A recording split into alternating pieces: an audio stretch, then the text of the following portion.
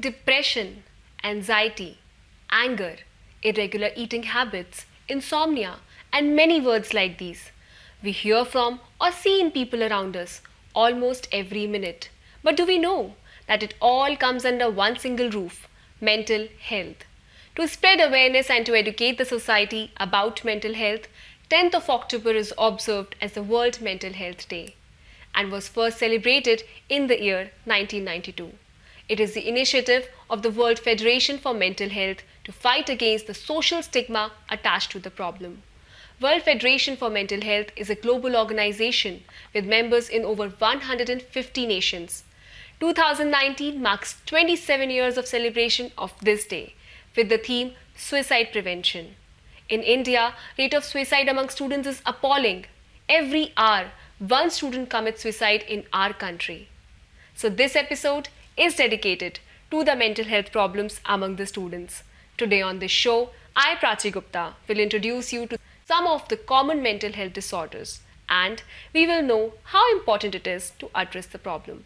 To join in the discussion, we have two guests in the studio, Harshita Prabhakar, who is a psychologist and a specialist in mental health psychology of students, and Dr. Pratap Sharan, who is a psychiatrist and a professor in the Department of Psychiatry at AIIMS in Delhi, where he also heads the Students' Welfare Center. I welcome both of you on our show.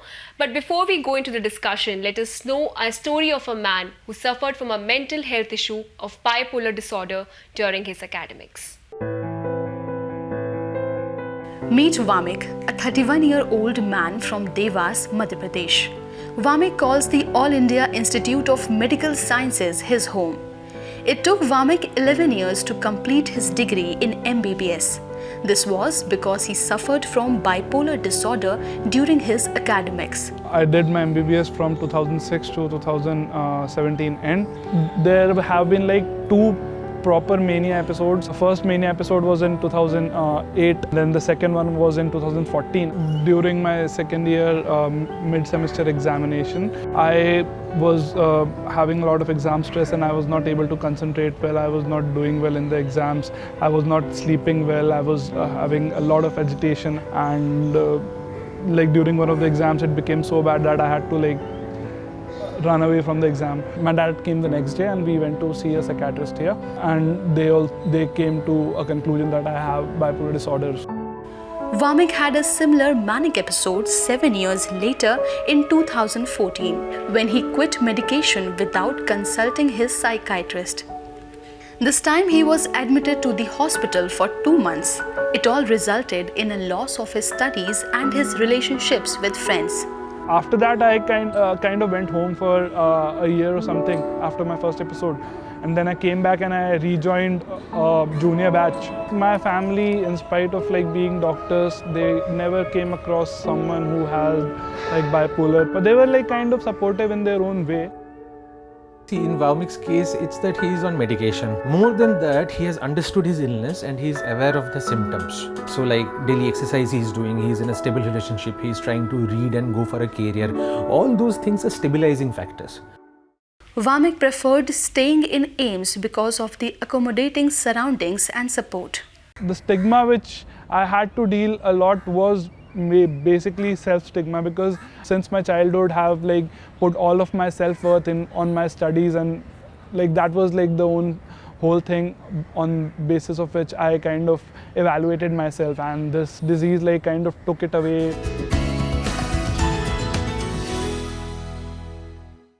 We saw the early symptoms that were witnessed and experienced in this particular case study. So what is it and when is it that the mental health problem among students should be taken seriously?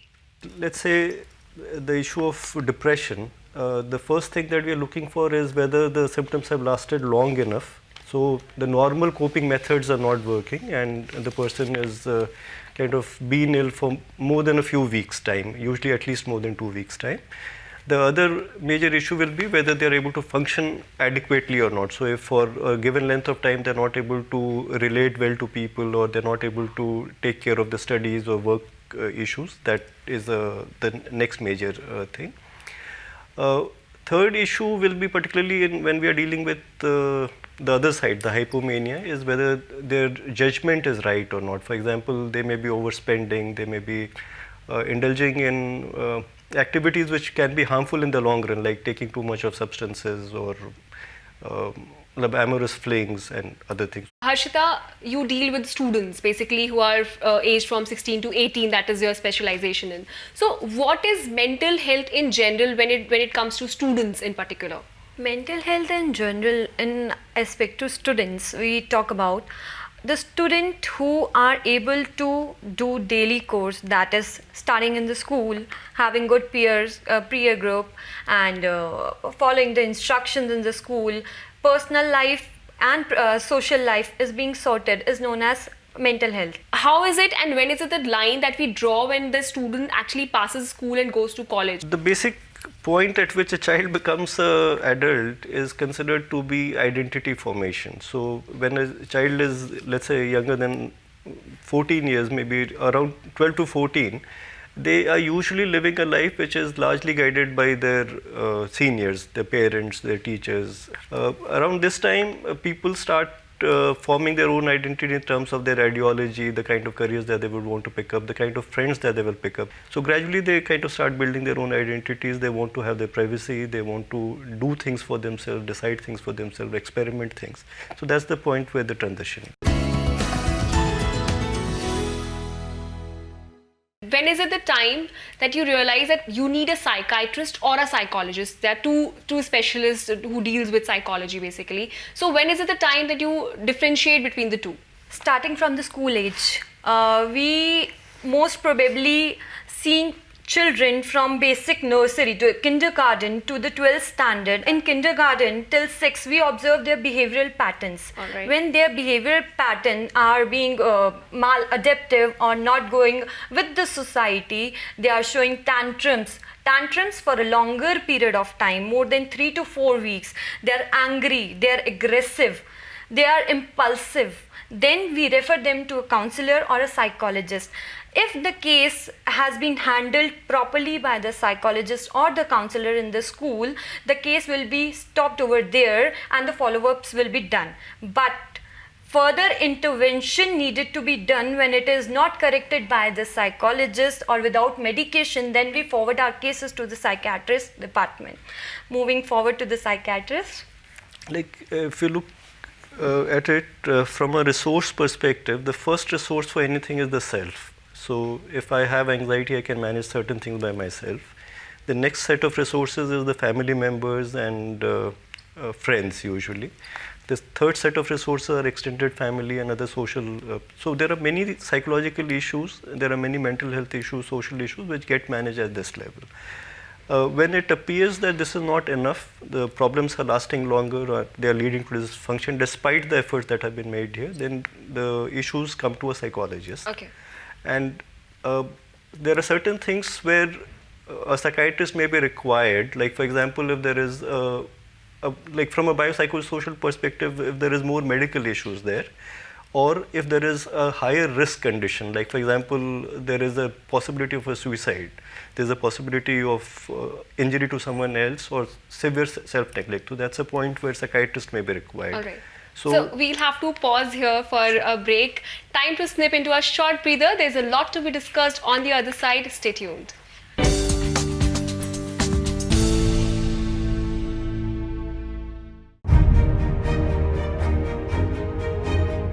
India Science is an internet-based science TV channel initiated by the Department of Science and Technology, Government of India, implemented and managed by Vigyan Prasar. India Science on the URL www.indiascience.in is a bilingual channel with content in Hindi and English. It can be accessed on any internet-enabled device. This video platform is dedicated to science and technology knowledge dissemination with a strong commitment to spreading scientific awareness, especially with Indian perspectives, ethos and cultural context.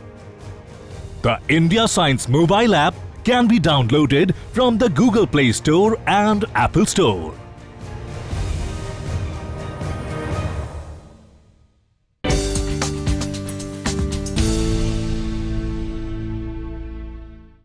Welcome back after the break. Let us now know about what are the common mental health problems among the students in different age groups, starting from schools to higher studies, and what are the causes of the same and the ways to tackle with them. But before I come to the guests, let's take a look at this report on common mental health issues. There are many common psychological disorders that students, especially in the age group of 15 to 25, go through, which are often ignored. But this ignorance results in serious repercussions. Some of the common disorders are anxiety and panic attacks. Anxiety is what we feel when we are worried, tensed, or scared. Anxiety can become a mental health problem if it impacts your ability to live the way you want. Bipolar disorder. It is a mental health problem that mainly affects a person's mood. One is likely to experience manic or hypomanic episodes, that is, episodes of feeling high or low. Depression. It is a very common type of mental health disorder where a person experiences a low mood that lasts for a long time and affects their everyday life. It causes the person to lose interest in doing everyday activities. Schizophrenia. In schizophrenia, there is a lack of motivation in doing things. A person feels disconnected. There is a difficulty in concentrating and a tendency to avoid people. The person often hallucinates, that is, hear voices or sees things that others don't.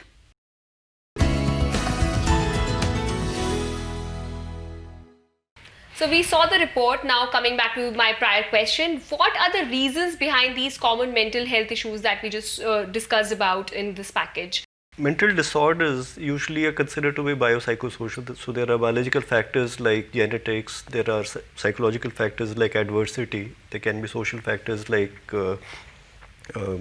let's say there is conflict in a society, or there is a lot of criminality in a neighborhood. These things can impact. But if we look at students, particularly college students, if I talk about them, there are three reasons why we are seeing more mental health problems in them. One is that diversity of students is increasing. For example, at AIIMS now we have an exam which is held in Hindi medium, and they have to finally take the medical subjects in English medium. So they have to transition they have to change the entire language before they can. So basically the pressure that is because of the studies, that's what? Like there is a normal pressure of study, and there is another pressure of the medium for certain people. So if you have more diverse group of people coming into education system, one has to accommodate for that, and that can lead to issues. Another issue is that now from a mental health perspective, there are people with ADHD, there are people with autistic spectrum disorders, there are people with anxiety disorders and other things, which earlier used to get screened out from student populations to a greater extent. Now they are encouraged to continue with studies. Like for example, now we have Disability Act, which gives some reservation to people with learning disorders. So we have a greater diversity from a mental health perspective also. So they come already with certain mental health issues that we need to take care of. All right. And then the third thing is about the basic stresses per se, that there are personal stresses like dealing with a course which is very heavy. So they may have relationship issues, they may have family problems, they may have socioeconomic difficulties. So all these things kind of act together to make it. Certainly these are the points that should be taken away from the discussion that we just had about why these problems are occurring so much among the students, right? But sad is a situation where we see how the students today get easily trapped in substance abuse that affects their personal lives and their academics. Harshita, you must be dealing with certain kind of cases in schools basically where drug addiction is so common. But how does it affect the mental health, and why is it on a continuous rise? Basically, students think that when they are depressed or feeling sad, they want to lighten up their mood. Talking in their language, they feel like lighting up their mood requires some alcohol or a drug. And the exposure to these things are very easy nowadays. They are having good pocket monies, they are having good sources through Facebook, WhatsApp groups, etc. They are easily available in the market. That's the main issue they are facing. How do they actually get exposed to all these kind of things? What is it that leads to even the first level of when they are exposed to drugs or any kind of substance abuse that they get into? First exposure probably occurs for many people, at least to smoking and alcohol at home.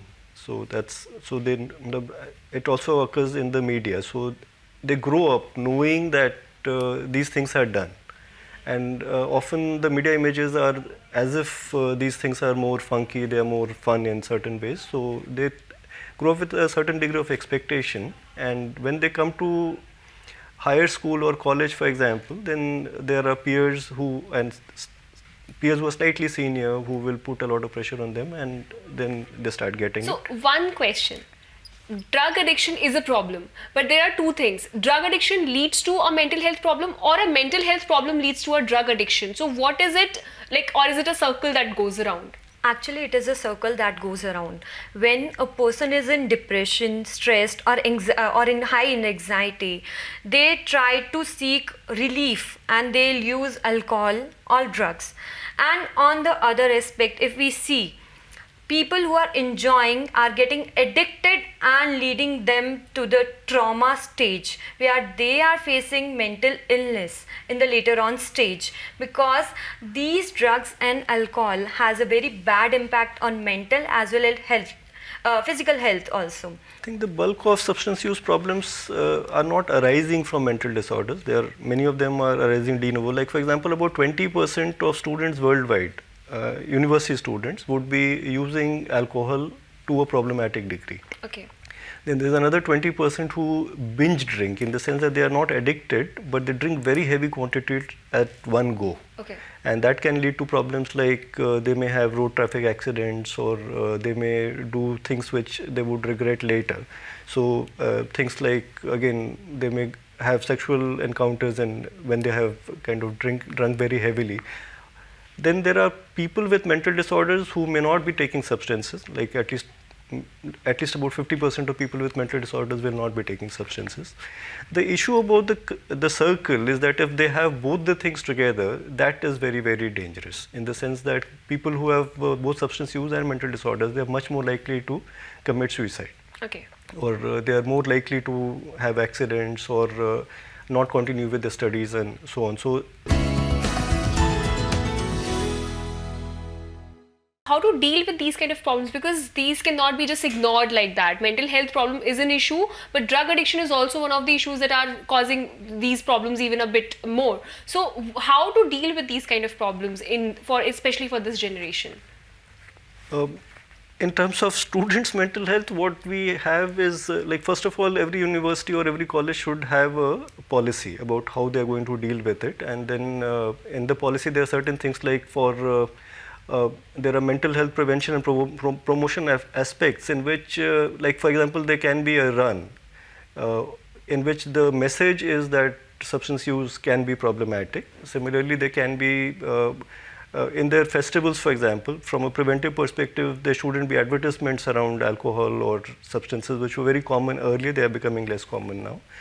Then we need peer-to-peer counseling, that like if there are some people who kind of advocate the issue basically of friend-to-friend counseling. Friend-to-friend counseling. So like, for example, at this time at AIIMS, the Students' Union has taken an active role in trying to educate people that they shouldn't be taking substances, which is something, it's a much more powerful message when it comes from a student than when it comes from a teacher.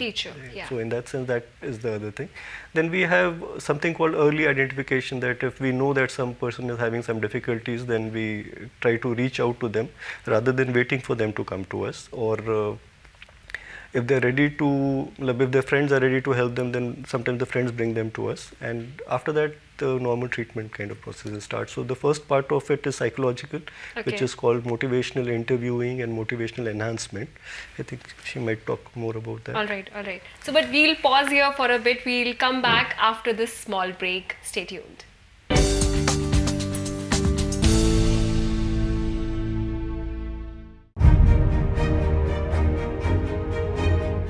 India Science is an internet-based science TV channel initiated by the Department of Science and Technology, Government of India, implemented and managed by Vigyan Prasar. India Science on the URL www.indiascience.in is a bilingual channel with content in Hindi and English. It can be accessed on any internet-enabled device. This video platform is dedicated to science and technology knowledge dissemination with a strong commitment to spreading scientific awareness, especially with Indian perspectives, ethos and cultural context. The India Science mobile app can be downloaded from the Google Play Store and Apple Store.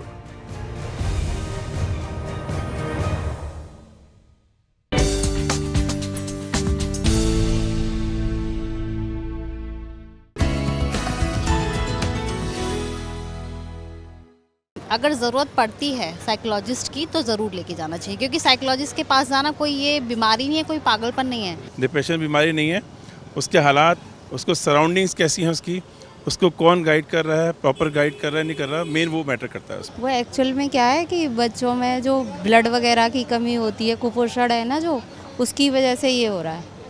क्या हो रहा है? ये सारे रोग जो बच्चों में मंद बुद्धि हो रहे हैं। हर चीज़ अचीव करने के लिए बहुत कुछ त्याग करना पड़ता है। अब हम ये चाहते हैं त्याग कुछ ना करना पड़े, हर चीज़ हथेली पे मिले बस। और वो जब हथेली पे नहीं मिलती आदमी डिप्रेशन में जाता है। नहीं, एक तो ग्रह से भी लिंक होती है, हाँ ग्रह से भी लिंक होती है, ग्रह शांति कराया जाता है, उसके बाद वो ठीक हो जाता है। पहले कहाँ होता था ये सब, साइकियाट्री ये सब कुछ नहीं होता था। अच्छा, अब क्यों है फिर ऐसा? मेंटली डिस्टर्ब आदमी ज़्यादा नशा कर रहा है, ज़्यादा ही कर रहा है, पॉल्यूशन है ये है। We just heard people having all the versions about mental health, but what is it that people are not able to accept the mental health issues? What makes it a taboo in general? Actually, it is not seen as illness. It is still treated as a problem.